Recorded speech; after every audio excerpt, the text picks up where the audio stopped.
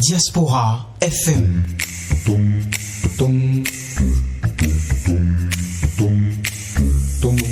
Diaspora FM, en direct de la Fondation Espace Afrique Civre de Glodigbé, c'est le pied.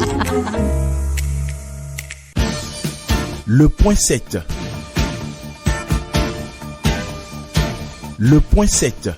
Votre émission de décryptage de l'actualité nationale et internationale sur Diaspora FM 102.3. Un nouveau vendredi, mesdames, messieurs, bonjour et bienvenue à votre émission, le point 7. On est encore là avec les experts, notamment de l'information et évidemment des analyses politiques. Julien Kitty, bonjour. Bonjour Peggy Ludovic Dagba, bonjour cher ami Assogba, bonjour à tous les auditeurs de Diaspora FM. Vous comprenez que j'ai pas en ce début de l'émission, j'ai pas la langue très bien déliée. Pourquoi ? Parce que vous avez bien fait les choses, vous avez mis les petits plats dans les grands pour nous accueillir. Je venais de prendre donc mon sandwich que vous m'avez offert avec un peu de jus. Ça fait du bien. Lorsque vous faites bien les choses, Monsieur Dagba, permettez qu'on le dise aussi à l'antenne pour dire aux amis auditeurs que ça fait une famille. Un peu d'énergie dans le ventre avant de commencer, ça fait toujours bien. Donc la langue va bien rouler tout à l'heure. Merci beaucoup. Vous avez annoncé votre vis-à-vis, hein ? Oui, Monsieur Assogba. Oui, Fortuné Assogba, bonjour. Bonjour Peggy Ludovic Dagba. Bonjour Julien Kitty et bonjour à tous les auditeurs de Diaspora FM. Je crois que nous sommes là à nouveau. Je suis plus ou moins habitué. Il faut qu'il précise qu'il a partagé mon sandwich avec moi. Je n'en ai pas pris suffisamment parce que ce n'était pas suffisant. Donc à la fin. À la fin. On verra bien. Allez, l'actualité aujourd'hui, c'est quand même cette semaine, c'est d'abord les femmes. Hein. On vient d'elles. Nous avons nos mamans, nous avons nos sœurs, nous avons nos femmes aussi, et puis des enfants. Donc cette semaine, ça a été le 8 mars, la femme a été célébrée. Et avec le digital. On va pas beaucoup pérorer là-dessus, tout simplement parce que c'est pas forcément pour dire que c'est une histoire de tous les temps, de tous les ans, mais la spécificité cette année, ça a été le digital. Est-ce que vous pensez que franchement ce thème a été bien trouvé, Julien Kitty ? Oui, je pense qu'on ne pourrait pas trouver meilleur thème que celui-là, parce que le digital fait aujourd'hui partie de la vie de tout être humain tout court, domine même la vie de tout être humain tout court, et tout ce qui vous envahit, tout ce qui vous tente de vous dominer, même si c'est présenté comme étant une bonne innovation, quelque chose qui devrait tracter votre vie vers les cimes du développement, de l'amélioration, du bien-être, il faut toujours savoir que vous avez une propre défense à organiser. Vous avez une intelligence à allumer pour interroger tout ce qui vient à vous. Comment vous en profitez au maximum et comment vous évitez au maximum d'en être victime. Lorsque, au départ, il y a une catégorie de personnes, d'êtres humains, qui a déjà accusé de retard sur cette présence d'esprit, ce système immunitaire qui lui permet de n'encaisser que ce qui lui fait du bien, comme l'organisme d'ailleurs, et de repousser ce qui ne doit pas lui faire du bien. Quand une catégorie d'êtres humains a déjà ce retard, il faut s'en préoccuper. Et cette catégorie-là, aujourd'hui, tous les discours sur le genre vous diront que c'est la femme. Parce que, vous voyez, quand vous allez sur les plateformes digitales aujourd'hui, celles qui sont les plus exposées pour faire du marketing, pour faire du buzz, eh bien, c'est la femme. Que ce soit pour faire de la publicité, comptez, vous allez voir beaucoup plus les images de femmes. Que ce soit pour faire les sujets qui font polémique, c'est autour des femmes. Et maintenant, quand il est question aussi de tomber dans des pièges, de tomber, d'être victime ou objet de scandale, ou de commentaires des plus désobligeants, les plus déshumanisants, vous voyez encore la femme au cœur de ça. C'est encore la femme. Oui. Et aujourd'hui, lorsqu'au départ, on a été d'accord sur le postulat que la place de la femme dans le tissu économique est extrêmement importante, vous voyez la dichotomie lorsque vous revenez dans le digital et vous voyez que très peu de femmes, en tout cas par rapport aux hommes, sont dans la maîtrise de l'utilisation du digital et de tout ce qui peut être mis dans le panier de l'intelligence artificielle. À partir de ce moment, profitez d'une célébration de la Journée internationale des droits des femmes pour pouvoir réfléchir sur la question d'un monde digital inclusif pour donc aller vers le développement. Je pense que c'est une meilleure option qui est faite. Et tous les discours qui ont été tenus cette année, vous allez constater que ça a été moins festif. Vous avez vu le discours a été pertinent, que vous lisez même dans les médias, que vous voyez les messages que certaines autorités, en tout cas des plus indiquées, par exemple, ministre des Affaires sociales, la présidente de l'Institut national de la femme, et puis des femmes au présidente d'ONG. Voilà, et des députés femmes. Vous voyez que on n'est pas allé dans des messages classiques simplement. Et il y a eu beaucoup de jeunes influenceuses, en tout cas qui ont une réputation assez importante, ont eu aussi des interventions qui ont plu. Et ça tombe, j'en aurais fini, dans un contexte où sur le continent, parce qu'on va pas seulement se cloîtrer au Bénin, sur le continent, vous avez l'actualité qui tourne autour de ces cas d'imprudence dans l'utilisation du digital qui peut coûter très très cher à la femme. C'est le cas évoqué par la présidente de l'Institut national de la femme, Madame Claudine Prudencio. C'est le cas qu'elle a évoqué dans son message qui est, sans citer le pays, elle a dit une influenceuse blogueuse africaine qui lance un direct sur Facebook pendant que elle se faisait épiler les parties sensibles, cas intimes, dans un centre esthétique, et par mégarde, elle laisse sa serviette. Elle fait découvrir une partie de son appareil génital. De son intimité. De son intimité. Et après, ça fait jaser. Et l'analyse que la présidente de l'Institut national de la femme en fait, c'est qu'elle dit, mais il faut que les blogueuses, les influenceuses, les sœurs africaines comprennent qu'aucune recherche de buzz, de visibilité sur les réseaux sociaux ne devrait pousser à ces imprudences-là, à ces extrémités. Mais au même moment, non, excusez-moi. Julien Kiti, oui. C'est là mon problème. Est-ce que, comment dirais-je, au lieu plus de servir la femme, le digital ne devient pas, à ce moment alors, un élément sacrificateur? Oui, j'ajoute, pour finir sur l'idée de la présidente de l'Institut national de la femme, elle dit qu'aucune recherche de buzz, de visibilité ne devrait les amener à ces imprudences, à ces extrémités-là. Mais au même moment, elle a fortement et vertement condamné les commentaires déshumanisants, désacralisants et humiliants qui ont suivi. On a présenté la femme comme tout ce qu'il faut pas. Tout ce qu'il faut pas. Alors, et on appelle ça la cyberviolence sur les femmes. Alors, donc le cas était bien trouvé pour montrer que si la femme ne voyait pas que ce qu'elle a de plus, la grande partie des femmes, je veux dire, ne voyait pas que ce qu'elle a de plus grand à vendre. C'est son corps, ou c'est l'esthétique, c'est comment elle paraît. Celle-là ne serait pas allée à ce niveau. Combien d'hommes vous voyez se montrer sur les réseaux sociaux en montrant leurs parties intimes? Non. Donc, il faut déjà que ce qu'on déplorait sur les télévisions, dans les clips, tout ça, c'est ça qui se reporte sur les réseaux sociaux. Et je pense que le thème, comme je le dis, est très bien trouvé. Et pour répondre à votre question, honnêtement, on ne va pas dire que ça dessert plus les femmes que ça ne les sert. Tout est dans la manière d'utiliser le digital. C'est pourquoi, dans les suggestions qui sont faites, et dans le cadre de cette réflexion, c'est d'amener les femmes dans l'égalité numérique et cognitive avec les hommes sur l'utilisation du digital. C'est-à-dire que amener autant de femmes que d'hommes, ou même plus, à s'intéresser au digital. Celui qui se met hors du boom du digital aujourd'hui, mais il est crucifié.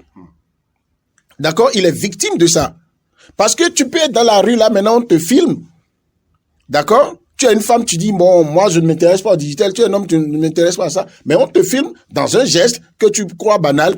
Mais dès que ça tombe sur les réseaux sociaux, ben, c'est un problème. Ça veut dire que Et quand toi, tu vois ça tout de suite, si tu n'avais pas la maîtrise de l'usage, est-ce que tu saurais, par exemple, comment on bloque ça? Comment on fait pour que l'ampleur de ce que ça va avoir comme effet sur toi ne puisse pas l'avoir? Donc, il ne faut pas plutôt dire que ça dessert la femme. Non, il faut préparer la femme à savoir l'utiliser, à bon escient. D'accord.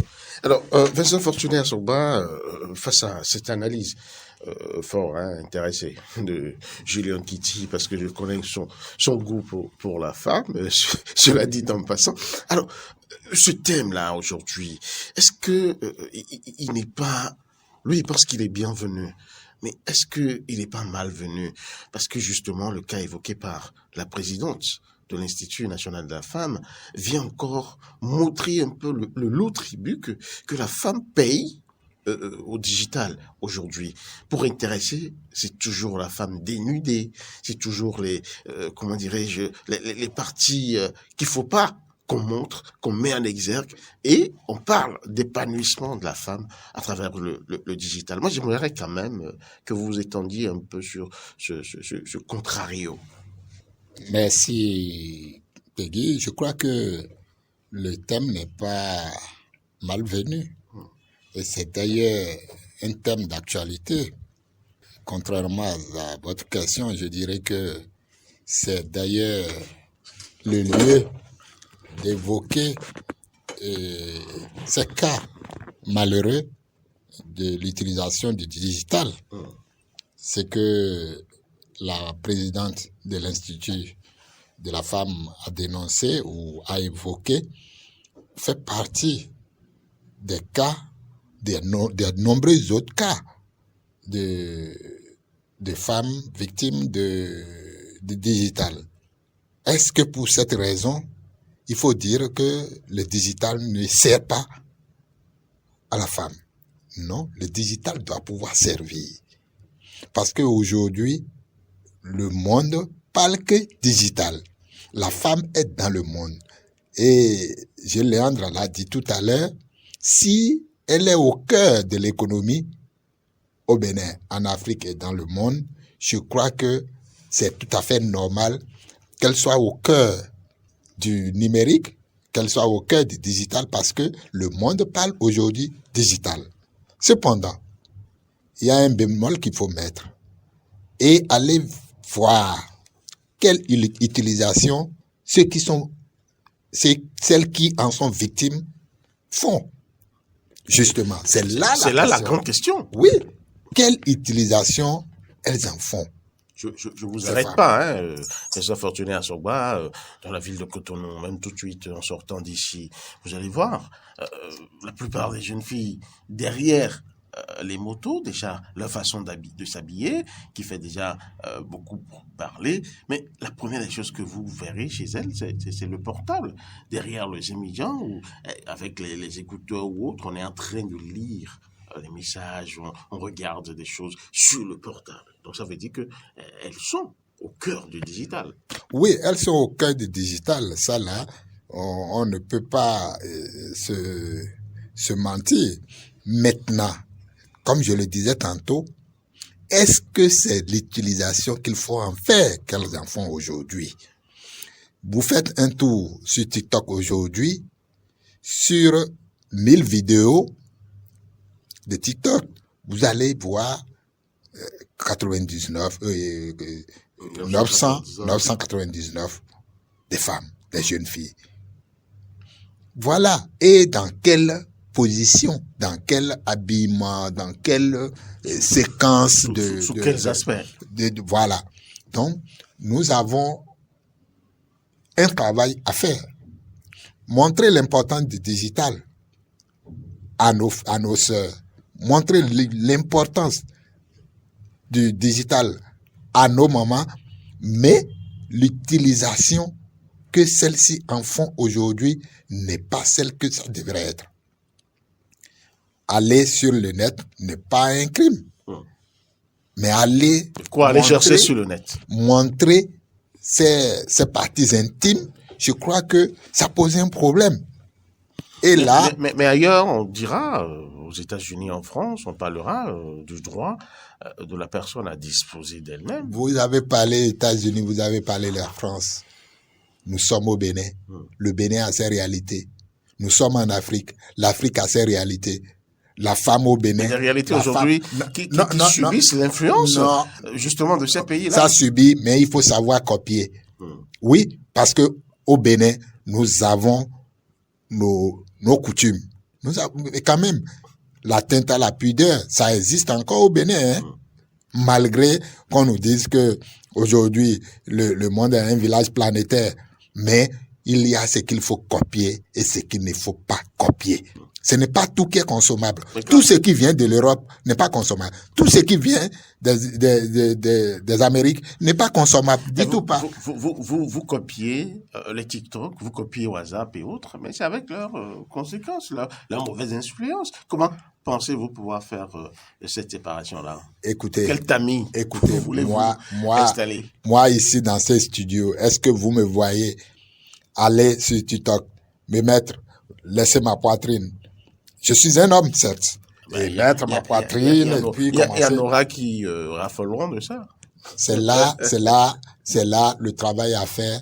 Montrer à nos frères, montrer à nos sœurs que ce n'est pas que ça.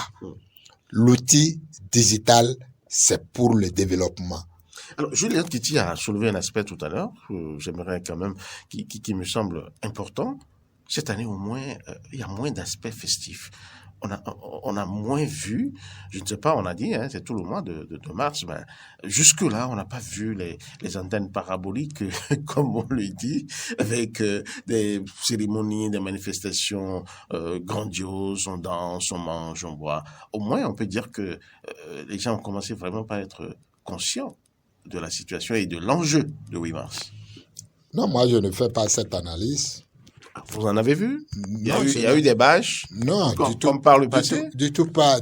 Moi, je ne fais pas cette analyse. Que les gens mangent, que les gens dansent, que les gens chantent, qu'elles soient parés de tous les bijoux, de machin. Moi, ça ne me gêne en rien. C'est une journée. Si on a décidé qu'elle soit vraiment une journée de réflexion, à nous aller. Pourvu que les conclusions soient utiles pour la femme. Si on décide aussi de les faire danser, c'est pour les permettre peut-être d'oublier un peu les soucis, parce que la femme est au cœur. Non, Vincent Fortuné à Soba, le problème c'est quoi? C'est que par le passé, on a remarqué que le 8 mars était beaucoup plus dédié à l'aspect festif, où on se réunit pour danser, pour manger, et puis ça y est. Mais depuis un moment, des voix ont commencé à s'élever pour qu'on allait la chose au profit des journées de réflexion. Ce qu'on a commencé à noter, est-ce que quand même c'est positif ou pas? C'est ça que je dis. Je ne saurais dire que c'est positif encore, parce que cette journée,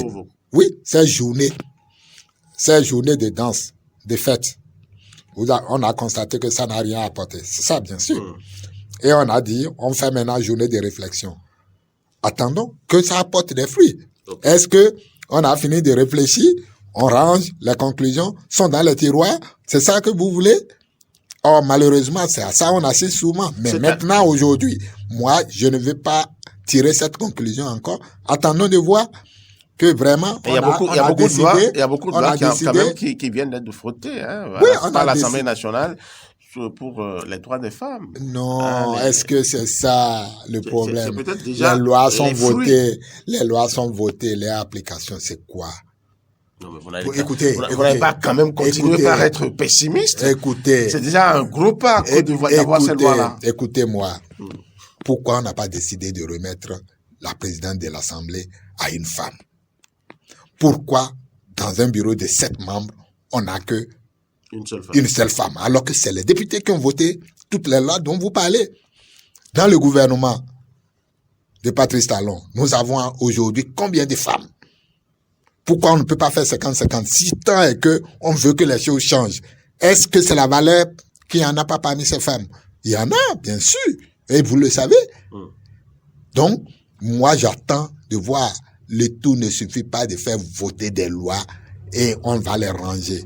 Passons à l'acte. Mais c'est quand même une avancée. Passons, non. C'est une avancée. Je suis désolé. Je suis désolé. Passons. Hier, il n'y avait pas ces lois-là. Non. Passons à l'acte. D'accord. Oublions ces lois-là. Même sans voter ces lois, on peut promouvoir la femme. On peut faire. Et pourquoi on vote des lois? Les lois là, on les range, on ne met pas en application. Mais si on n'a pas besoin, si aujourd'hui le président de la République, ses partisans qui sont la majorité parlementaire dit, écoutez, nous on décide de confier la présidente de l'Assemblée, ce serait une première au Bénin. Et on allait les applaudir. On n'a pas besoin de loi pour faire ça. Du tout pas. Que le chef de l'État dit, j'ai remanié mon gouvernement. Aujourd'hui,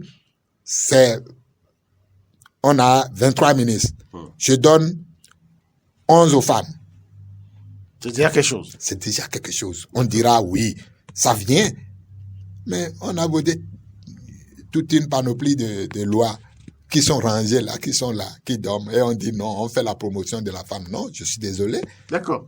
Alors pour vous donc, il faut véritablement passer aux actes et quitter les lois votées et autres. Julien Titi, je ne sais pas si vous avez un mot pour conclure dessus, oui, afin qu'on passe à un autre sujet. Oui, il y a un aspect sur lequel j'ai envie de contre-attaquer ça très frontalement. Pourquoi? Oui, parce que on n'est pas sur un ring ici. Hein? Oui, mais parce que oui, nous sommes sur le ring des mots, le ring sous lequel nous donnons vie à nos convictions, nos pensées, pas à la parole qui s'incarne à travers nos dires. Alors, je voudrais dire... C'est en une minute. Hein? Pour nuancer ce que Assogba disait par rapport aux lois. Non, les lois font partie du concret. Les lois, l'adoption des lois, ça fait partie des actes qui prouvent, qui donnent la preuve de la volonté politique d'aller vers la correction d'un certain nombre de choses qui défavorisaient les femmes avant d'aller vers leur épanouissement parallèlement. Parce que, et là, cerise sur le gâteau pour mettre à l'aise, hein, pour déconstruire de votre tête cette considération qui veut que les lois soient vues comme choses qu'on ne devrait pas faire. Vous voyez, la Chambre... C'est pas ce qu'il a dit. Hein. Non, vous il a dit. Non, mais attendez. Il a dit qu'on a voté, mais il veut qu'on passe aux actes. Est-ce que... Oui, qu'on mette en application cette loi. Il a dit, laissons les lois, passons aux actes. Ensuite, il a dit, même sans voter ces lois, on peut faire beaucoup de choses. Promotion de la femme. Mais promotion, je suis en train de lui dire, le contraire de ce qu'il dit là, c'est quoi? L'adoption de ces lois-là, c'est déjà commencé par être dans le concret. Parce que la non-adoption de ces lois était avant un objectif que des hommes, des lobbies d'hommes atteignaient en disant il ne faut pas voter. Julien Titi, attendez. Pourquoi après les lois, oui, on ne passe pas aux actes? Oui, mais là encore, je dis c'est faux ce qu'il dit. On est en train de passer aux actes. D'accord. Parce qu'aujourd'hui, écoutez, pendant que nous sommes en train de parler, allons-y. Les 24 heures d'hier à aujourd'hui, on a condamné 2 hommes à 10 ans d'emprisonnement avec 1 million d'amende à payer pour atteinte, d'accord, sur mineur de moins de 13 ans. Donc, c'est pas nouveau. Non, attendez. C'est pas nouveau. Attendez. C'est pas nouveau. Je suis désolé. Bon, je pense que je dois vous renvoyer, vous, à la lecture des nouvelles lois. Ce qui n'est pas nouveau, c'est la condamnation de quelqu'un, d'accord, qui attente à l'intégrité physique, d'accord, ou qui force une mineure à aller au sexe. C'est ce qui n'est pas nouveau. Mais une mineure de moins de 13 ans, ça n'avait pas existé dans les lois. Et c'est parce qu'on a vu, on a fait des enquêtes, on a vu que c'est pourquoi on a parlé de loi complétive. D'accord? Il y a des aspects qui ont été renforcés. Parce que la jeune fille que vous voulez avoir à 18 ans, 20 ans, l'adulte que vous voulez avoir à 25 ans, 30 ans, 35 ans, 40 ans, et qu'il soit une femme digne, capable d'être utilisée pour le développement de son pays, si vous la laissez vivre des traumatismes, d'accord, liés au viol, au mariage forcé, aux mutilations génitales, entre 12, 13 ans et 15 ans, c'est que vous n'aurez pas l'adulte. Pourquoi vous avez aujourd'hui des adultes, vous avez l'impression qu'elles sont déréglées. Excusez-moi l'expression. Parce que les traumatismes qu'elles ont vécus sont forts. Donc ces lois-là, Le concret, voter une loi, c'est très bien. L'appliquer, c'est déjà être dans le concret, donc ça s'applique. Ces lois-là sont créées le gendarme dans la tête de beaucoup de personnes. D'accord? On sait qu'on ne peut plus n'importe quoi, on ne peut plus faire n'importe quoi à la femme aujourd'hui. Je suis d'accord avec vous, mais je continue de vous dire que ce n'est pas nouveau qu'on condamne quelqu'un. Pour les mutilations génitales, ça a déjà commencé au Bénin. Peut-être, il faut renforcer. Et mais là, pourquoi vous ne voulez pas reconnaître que le renforcement est fait maintenant? Moi, non, dans le renforcement, moi je dis, allons dans le concret. Oui, dites ce que vous appelez concret. Donc, aujourd'hui, j'ai dit, vous voulez faire la promotion. Donc, pour protéger la femme, là, c'est quand on amène suffisamment au gouvernement que... d'une femme. Mais vous ne voyez que la promotion. Il faut voir la protection de la femme également. D'accord. Ce n'est qu'un aspect. Non, l'aspect là est primordial et en amont de la promotion. Du tout pas. Les deux mais moi, les deux vont de pair. Oui, mais pourquoi vous rejetez la protection? Ils doivent aller de pair. Je n'ai pas rejeté, j'ai dit ils doivent aller de pair. Mais malheureusement, vous rejetez l'aspect promotion. Non, pas du tout. Si vous protégez, que vous ne faites pas on fait la deux. Que je dis là, moi. D'accord. Merci beaucoup. Je ne pense pas qu'il soit. On va conclure. Non, sur ce sujet-là très rapidement. Il faut que tout au moins pour conclure, il faut que les deux vous dites la même chose. Non, pas du tout. Vous complétez. Non, on se complète, mais on choisit de se combattre là où c'est parfaitement pas nécessaire. Il n'y a pas de combat ici. Non, vous n'avez pas compris. Non, il n'y a pas de Je dis c'est faux de considérer que aujourd'hui l'adoption des lois complétives, l'application des lois, ce n'est pas du concret. C'est pas juste de dire ça. D'accord. Et quand vous êtes déjà dans ça, le monde là, c'est pour évoluer. On va passer à un autre sujet de cette émission. Nous sommes dans Abomey-Calavi, la commune, évidemment, puisque nous émettons de Glodjig-Bé, qui nous abrite. Mais la commune d'Abomey-Calavi est secouée aujourd'hui par une affaire de près de 646 millions, nous dit-on. Un journal en a parlé, le journal L'Enquêteur, et je ne sais pas de quoi ça retourne, Julien Kitty. Vous avez essayé quand même de chercher quelque chose par ce biais-là? Oui, moi ça m'a intéressé ce sujet. Tout ce qui touche à cette commune d'ailleurs, ça m'intéresse particulièrement. Pourquoi? Non pas parce que je réside sur cette partie du Bénin, mais simplement parce que c'est après, je crois, l'une des communes de la région de Asogba, et après Tchaourou, c'est la commune d'Abomey-Calavi qui est la commune la plus vaste du Bénin. Ça a des spécificités. La plus peuplée, hein? Non, la plus vaste d'abord. D'accord? Ensuite, la commune la plus peuplée qui a su supplanter Cotonou. Cotonou était la commune la plus peuplée. Abomey-Calavi a tutoyé les 1 million d'habitants il y a quelques années. Mais aujourd'hui, ville cosmopolite, avant ville dortoir seulement. Donc, aujourd'hui, il y a tellement d'enjeux autour de Abomey-Calavi. Et que lorsque vous prenez le gouvernement qui est là maintenant, la première version donc de PAG1 à PAG2, programme d'action du gouvernement, vous avez, je ne sais pas si je dis, je suis correct lorsque je dis plus de 50% de grands projets, plus de 50% de grands projets qui sont orientés vers Abomey-Calavi, qui vont être réalisés là-bas. Ça veut dire que c'est la ville d'enjeu. Et donc, quand vous êtes maire de cette ville, quand vous êtes secrétaire exécutif de cette ville, quand vous êtes autorité, la plus petite des parcelles de pouvoir que vous avez dans cette ville-là, vos actes sont déterminants par rapport à l'avenir du pays. Et donc, qu'on dise que plus du demi-milliard de nos francs, de deniers publics, ont été distraits, c'est supposé distraire. Mais lorsque je lis les publications du journal L'Enquêteur, qui, de par ces publications, montrent assez de conviction, c'est vrai qu'il faut vérifier, mais ce que le journal a dit, et qui n'a pas été contesté, c'est qu'il y a eu un audit. Il y a eu un audit conduit par l'inspection générale des finances, et il s'est avéré que sur près de 600 millions, plus de 600 millions, eh bien, les pièces justificatives apportées par ceux qui dirigent la commune n'ont pas permis donc de crédibiliser les dépenses qui ont été engagées, donc des pièces qui ne sont pas crédibles, et les inspecteurs des finances, c'est quand même des personnes qui sont suffisamment bien formées pour savoir... Ils ont rejeté ces pièces-là. Ils ont rejeté ces pièces. Il y a par ailleurs des cas d'irrégularité dans la procédure de passation d'un certain nombre de marchés qui sont indexés. À partir de ce moment-là, lorsqu'il s'agit de deniers publics pour plus du demi-milliard, lorsqu'il s'agit de collectivités locales, donc une commune, donc développement à la base, d'accord, ce n'est pas normal. Et qu'on parle de ce montant-là. Ce n'est pas normal que ça dorme dans les tiroirs. Et le journal, me semble-t-il, en jouant très bien son rôle, est en train d'indexer ce silence radio-là, parce que ça tombe en plus dans un contexte où, vous voyez, certains commencent par... Donc, on garde ce silence-là.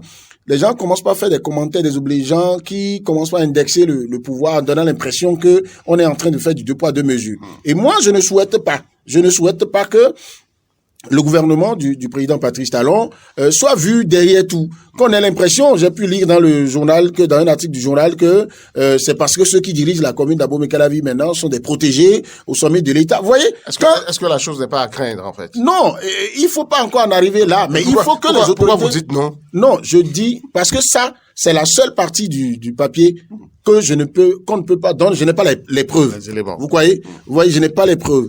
Alors, mais je dis, il faut déjà interpeller la conscience de nos autorités pour dire, il faut s'intéresser très vite à cette question-là pour que ce rapport d'audit-là, on ressorte ça.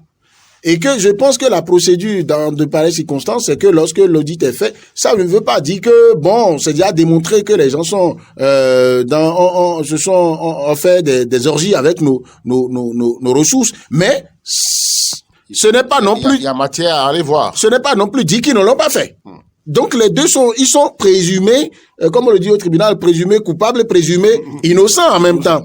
Et donc ne pas s'en préoccuper, c'est ça qui serait dramatique. Et le journaliste joue bien son rôle. Et nous-mêmes, on travaillera à davantage comprendre ce qui se passe à ce niveau-là, pour que la procédure que nous connaissons en la matière, à savoir que quand un rapport comme ça est sorti, on l'adresse à l'autorité, et à l'autorité qui a gouverné cette commune aussi dans cette période-là, et qui réagit à ça, donc il y a un délai pour ça, quitte à ce que la justice s'en saisisse pour blanchir ou condamner ceux qui ont géré la mairie à ce niveau-là. Mais des irrégularités et des irrégularités portant sur un montant aussi faramineuse, j'ai l'impression que il doit avoir un problème. J'ai l'impression qu'il y a mal donne. Parce que les inspecteurs des finances, si tant est que ceux qui sont à la mairie, qui sont censés connaître les règles, ont bien fait les choses, si c'était arrangé dans les marges d'erreur des inspecteurs des finances, on n'irait pas à ce montant-là, quand même. Donc ça veut dire qu'il y a mal donne,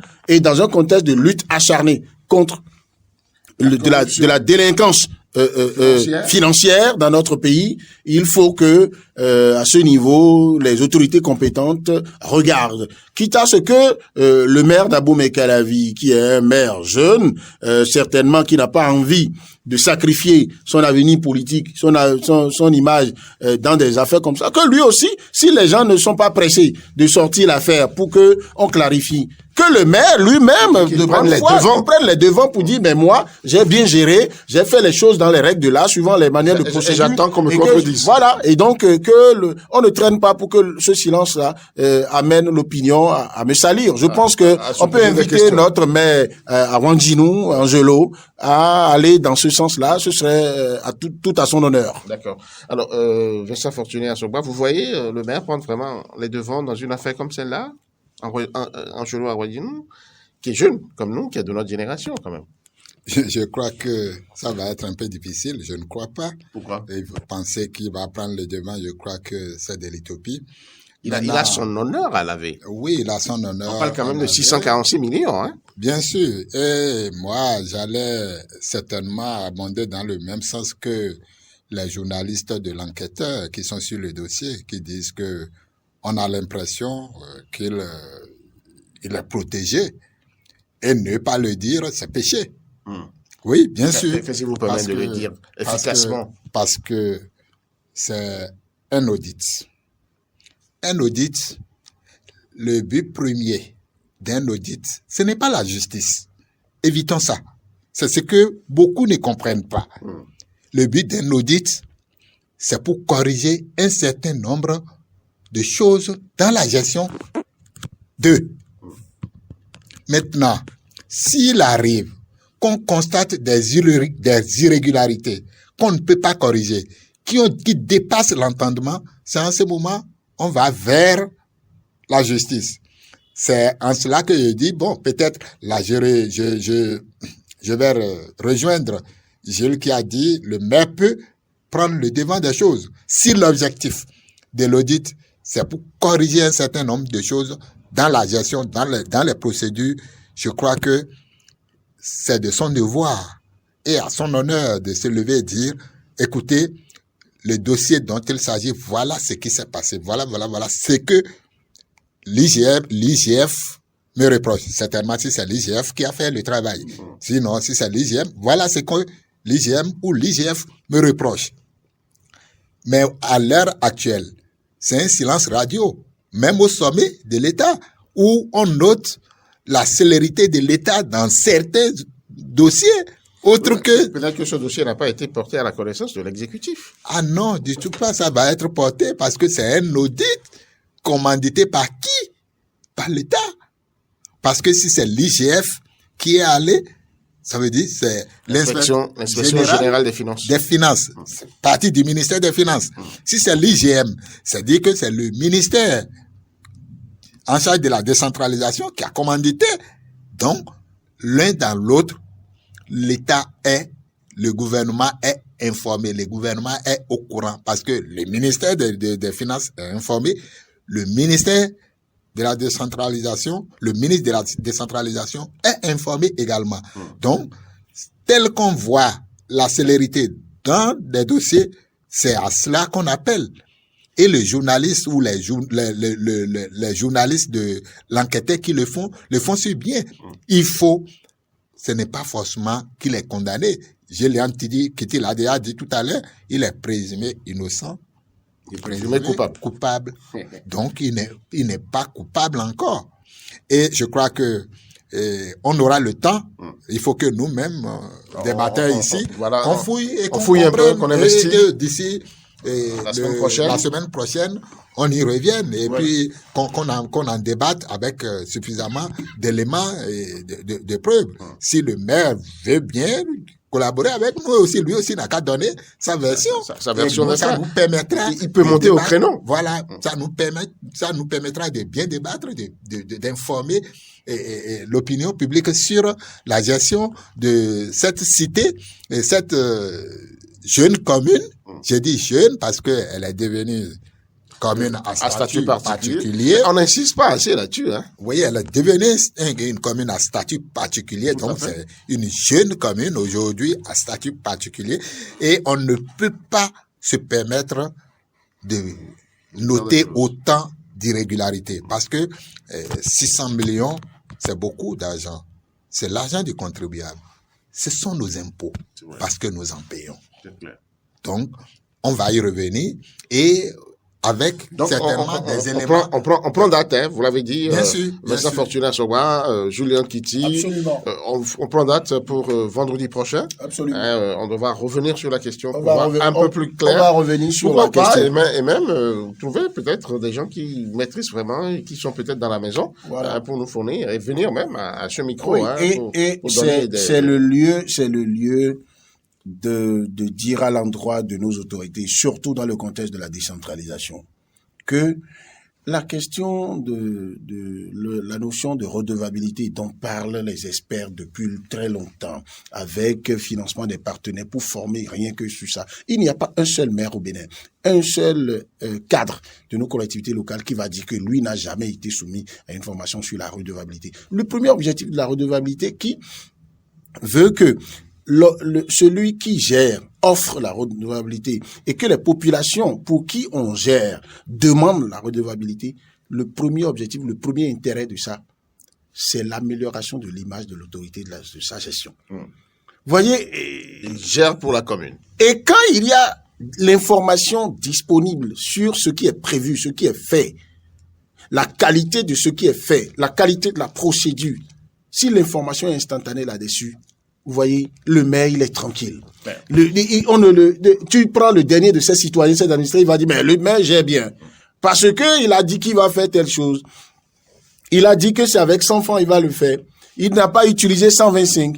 Quand il s'est agi d'utiliser 125 en cours de chemin, il s'est arrêté quand c'était à 75 francs pour nous informer que ça devrait aller à 125. Et quand ça va à 125, voici comment ça va être intéressant pour nous, population.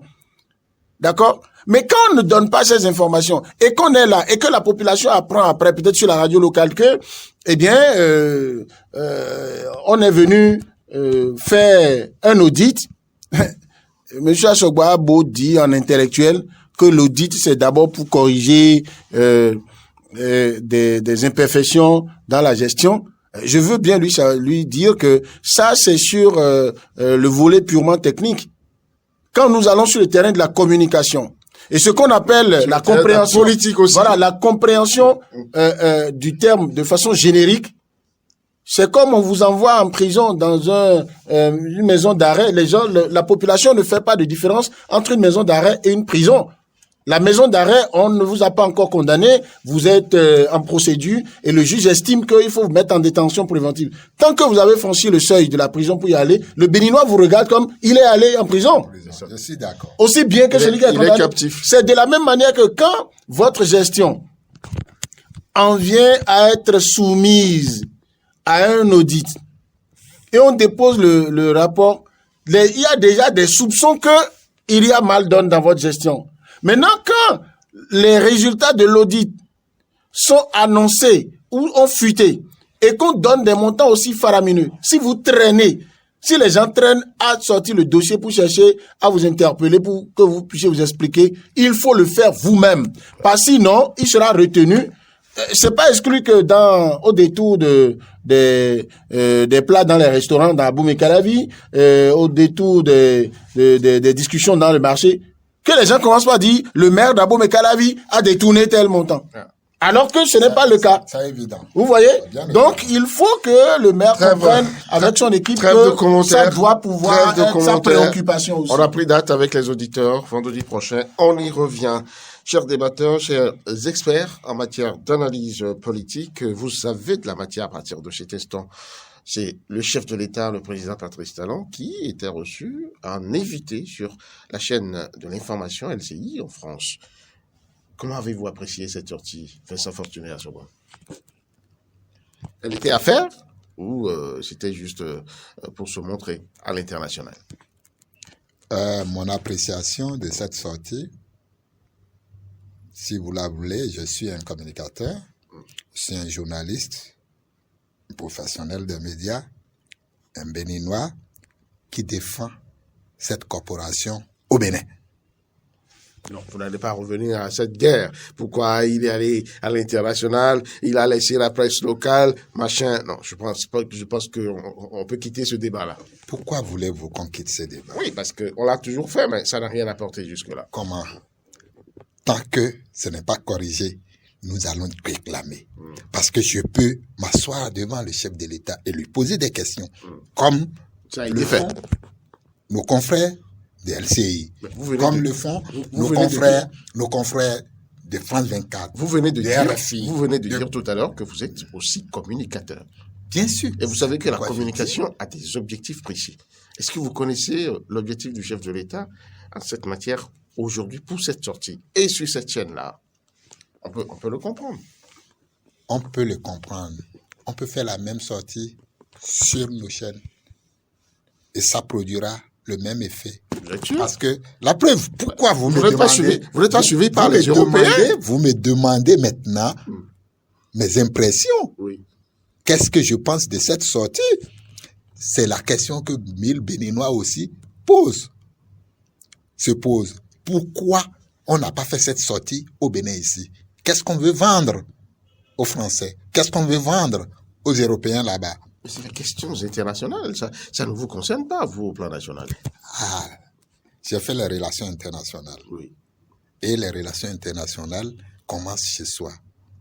Aujourd'hui, c'est vrai que à l'international, le Bénin ne fait pas une très bonne... Il n'est pas visible, voilà. vous voulez dire. n'est pas visible. J'accepte que le chef de l'État aille, si ce n'est que ça, aille là-bas. C'est vrai que l'émission, je ne l'ai pas suivie entièrement, mais je sais que c'est beaucoup plus focalisé sur les relations internationales. Oui, cette offensive, on aurait pu la faire depuis un moment. On l'a toujours décrié qu'à un moment donné, le simple fait de se barricader, on sait, le Bénin s'est barricadé à un moment donné avec beaucoup d'ambassades fermées, beaucoup de chancelleries fermées. Et puis, aujourd'hui, que le chef de l'État retourne sur la scène internationale, porte le Bénin, puisque ce n'est pas sa personne, c'est le Bénin.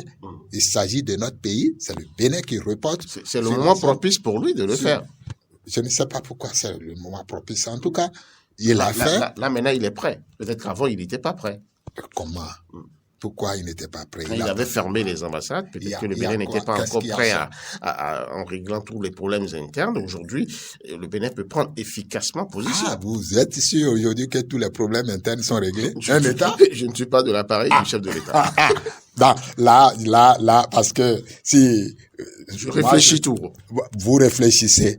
Ah, ça, si c'est ça, je peux m'allier. Mais sinon, si vous pensez réellement que tous les problèmes à l'interne sont réglés, là, j'attends que vous me montrez et que je vous dise que moi, j'ai faim.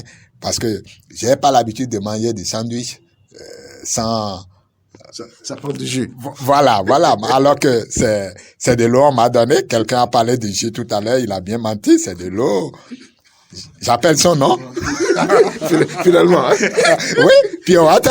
Vous y revenez. C'est ça, justement, on m'a donné. Mais il a parlé du jus. Donc, les problèmes à l'interne ne sont pas réglés. Et tous les problèmes vont de pair. Je crois que c'est utile qu'aujourd'hui, le Bénin veuille sortir de ces 4 murs. Ça ne peut pas faire avancer notre pays.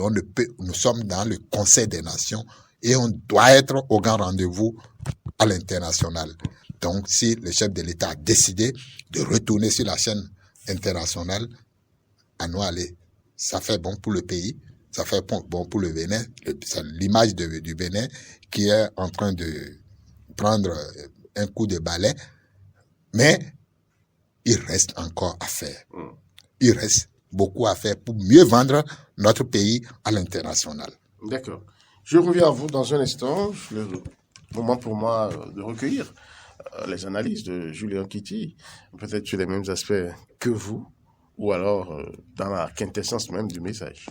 Non, sur l'aspect qui a préoccupé Fortuné Achobaï, sur lequel il a gaspillé tout ce temps, non, il faut juste, pour moi, dire... Donc vous pensez qu'il a gaspillé son temps? Il a gaspillé son temps parce que, et c'est d'autant plus grave pour lui qu'il est professionnel des médias, il est spécialiste de la communication, parce qu'il devrait être le premier à dire, autant vous parlez de Conseil des Nations, autant vous parlez de globalisation, de mondialisation et tout, même dans le monde des médias, c'est comme ça. Pour moi, aujourd'hui, si je veux que Patrice Talon laisse le journaliste faire, parce que c'est le métronome en matière de grandes interviews, grands entretiens sur LCI, il a été acheté à prix d'or par LCI, arraché à d'autres chaînes, ce monsieur, et tous les grands orateurs dans le monde que moi j'ai comme idole, que j'écoute tous les matins quand je me rase, eh bien c'est lui qui les a ils sont passés à son micro.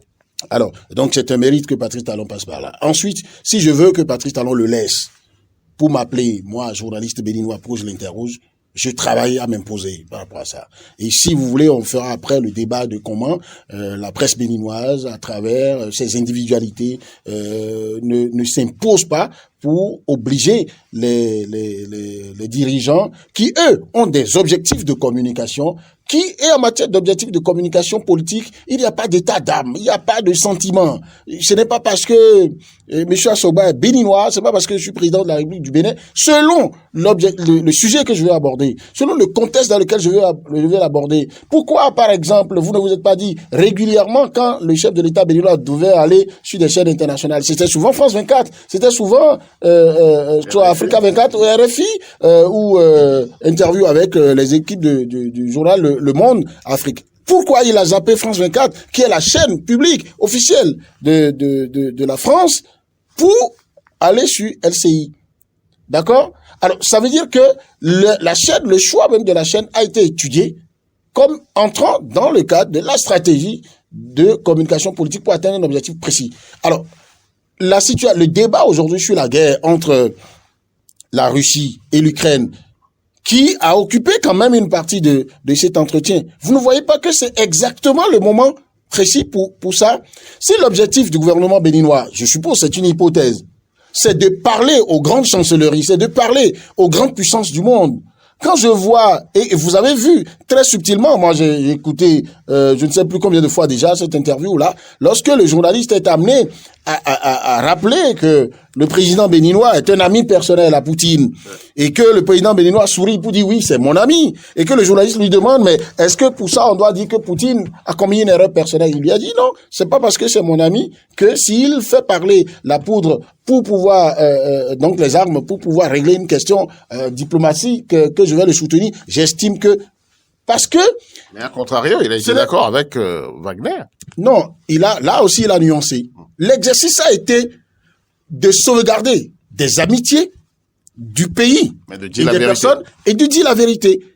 Parce que ça venait aussi au lendemain d'une communication qui a été menée au niveau international pour dire que les pays africains sont allés soutenir une résolution au niveau de l'ONU pour dire ils condamnent l'intervention russe en Ukraine. Et donc, il fallait que l'État béninois, et on dit souvent, lorsque vous vendez moins cher, on vous prend un crédit.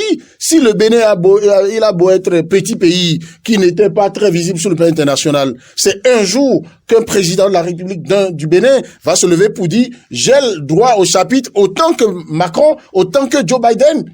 Et c'est pourquoi il choisit le bon moment pour aller dire, nous, la Russie a beau être un ami du Bénin, la France est un ami du Bénin, même l'Ukraine si vous voulez, mais Poutine a beau être mon ami, et puis ironie du sort, il finit ça, il va montrer qu'il est tout autant ami à Macron, il va déjeuner avec lui. C'est une suite qui a été planifiée, me semble-t-il, quand moi je regarde ça. C'est pour dire tous ceux-là peuvent être mes amis, mais si il faut faire intervention militaire, là où on peut parler, ce n'est pas bon. Wagner, il dit, mais la règle devrait être que les interventions militaires, la détention de la force militaire soit une affaire publique, une affaire d'État.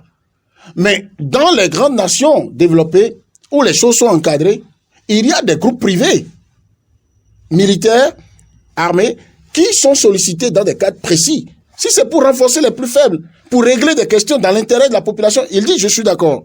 Mais si Wagner doit être utilisé par des pouvoirs qui ont soif de mater leur peuple, qui ont soif de régler des comptes fantaisistes, alors là, c'est condamnable. C'est pour dire que là aussi... Mais ce faisant, est-ce qu'il se réconcilie pas avec son ami Poutine en disant ça? Bon, alors, ce n'est plus l'opérateur économique, le simple citoyen Patrice Talon qui est en train de parler, c'est le président de la République qui parle. Donc, Poutine, c'est un honneur que Poutine soit l'ami personnel de Patrice Talon. C'est tout aussi...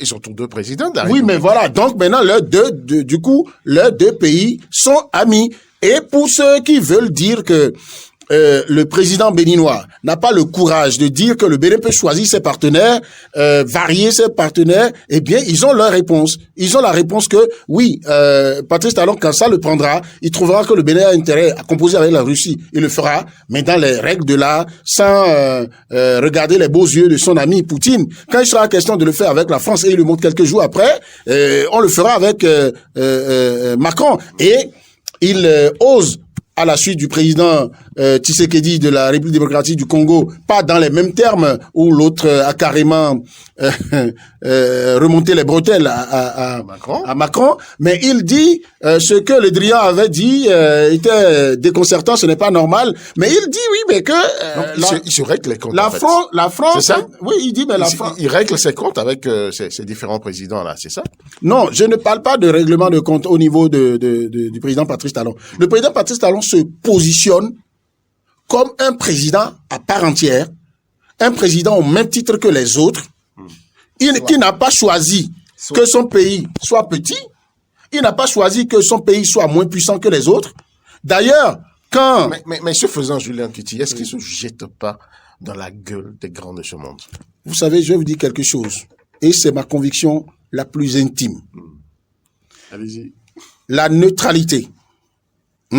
La neutralité Ne veut rien dire, il a ne dit. veut rien dire. La neutralité, le fait de fuir les débats qui fâchent, les débats, les patates chaudes dans le monde entier aujourd'hui, quand vous êtes un homme d'État, j'ai pas envie de dire que c'est de la lâcheté.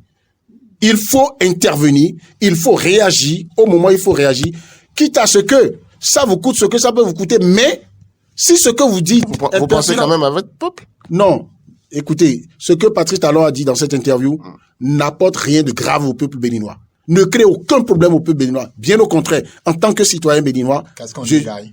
Non, écoutez, ce qu'on y gagne, c'est d'avoir la fierté d'avoir un président qui a un regard pertinent sur les grands sujets du monde, qui n'a pas que pour préoccupation... Est-ce que vous ne craignez pas des représailles après cette prise de position face au monde entier, face aux questions internationales? Les représailles venant de qui, par exemple? Ceux qui ne sont pas peut-être dans le sens de sa position. Mais lorsque, par exemple, le Bénin s'aligne derrière les pays qui décident de dire nous condamnons l'intervention russe en Ukraine, et que l'État... Est-ce que vous savez que dans certains débats... Poutine peut s'énerver. Non, attendez, est-ce que vous savez que dans certains débats, il n'est pas toléré à un pays de se taire? Quand vous allez, par exemple... Il a suffisamment dit. La neutralité n'est pas normale. Alors, c'est même dans les règles, vous avez souscrit à des conventions qui disent qu'à des moments donnés, quand on va passer au vote, par exemple, on vous dit de voter, ou bien on vous dit, vous vous alignez sur quelle liste? Des gens qui sont pour ou contre. Vous allez dire, non, moi je ne veux pas des problèmes. Non, c'est pas votre personne, c'est l'État. D'accord. On va recueillir l'avis de Vincent Fortuné très rapidement, parce que nous sommes à la fin de cette émission. Je crois que Gilles Léon Kitty est dans son rôle et dans ses droits. Lequel vous lui trouvez? Non, de penser que Patrice Talon fait la fierté, que c'est le gain que le Bénin gagne. D'accord. On ne va pas manger la fierté. Non. On va pas non plus se limiter. On va pas limiter. On va pas non plus mettre notre cerveau. Juste quelques secondes. Vous ne pouvez pas me permettre. Permettez-moi de m'exprimer parce que ça vous empêche pas de manger les liens pilés de votre village. Vous avez utilisé tout le temps et je voudrais dire, dans le développement de Gilles, je suis d'accord sur un certain nombre de points. Quand il dit aujourd'hui, Patrice Talon a saisi une opportunité de montrer que le Bénin existe. Et je l'ai dit plus tôt en disant que si le Bénin décide, si Patrice Talon décide aujourd'hui que le Bénin s'ouvre au monde, à nous aller. Mais on le soutient. Après que ce n'est pas ça, on mange. On le soutient. Il n'est pas allé dire là-bas pour qu'on mange ça. Mais permettez-moi que je finisse. Vous, parce que vous m'empêchez d'aller dans mon développement. Allez-y, parce que donc, nous avons quelques je disais, précieuses minutes pour finir cette émission. Je disais, aujourd'hui, que Patrice Talon soit l'ami personnel de Poutine, que Patrice Talon, le Bénin soit ami à la Russie, je crois qu'il y a une question qui a été, et je suis d'accord, c'est que le Bénin, qu'on le veuille ou non, a voté contre la Russie, a voté pour dire non à l'invasion de l'Ukraine. C'est tout à fait normal, parce qu'aujourd'hui, nous aspirons à la paix dans le monde. C'est cohérent. C'est cohérent, je suis entièrement d'accord. Cependant, qu'on me dise que c'est parce que je ne sais pas si c'est exactement ce qu'il a dit, que Patrice Talon est ami personnel de Poutine, et par conséquent,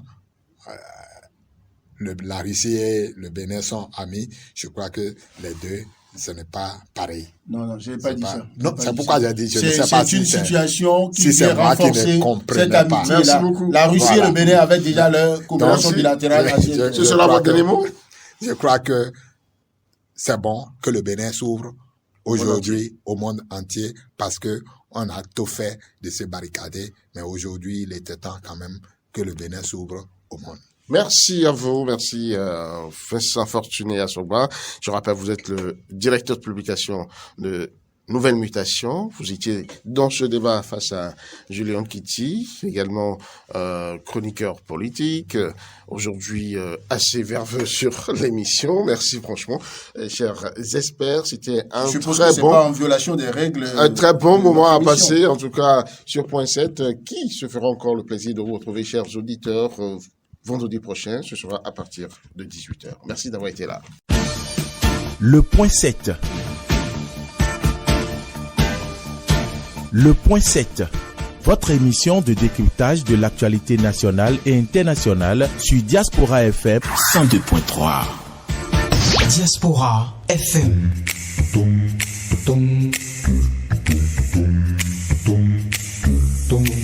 Diaspora FM, en direct de la Fondation Espace Afrique Civre de Glody Bibi, c'est le pays.